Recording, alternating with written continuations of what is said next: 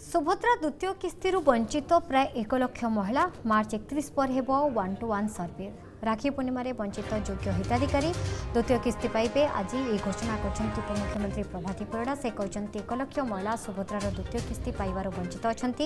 एमाने प्रथम किस्ती पाइथिले किंतु द्वितीय किस्ती आसवा बेलू से परिवार आय भित्तिरे राशन कार्ड फेराई से कारण 1 लाख महिला असुविधा भोग करने पड़ी। किसी महिला गाड़ी किणी 5 एकर जमी न थाई धान मंडी में अधिक धान देते। समस्त असुविधा हिताधिकारी चयन प्रक्रिया को प्रभावित कर।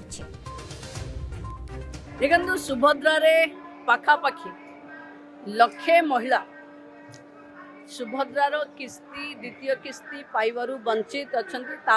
आमे माने चिंतित अच्छु किंतु हठात जो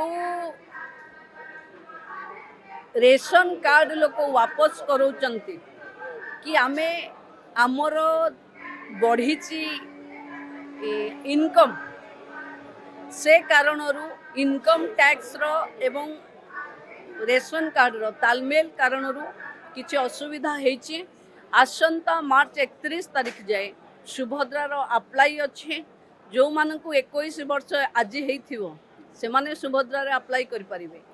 तेणु जो माने बाद पड़चंती से माने 31 परे पुणी गोटे मु कहिथली 1-to-1 सर्वे करवा किए केमती रही जाइछि किंतु लक्ष्य हमर समस्त योग्य हिताधिकारी को सुभद्रा दबा।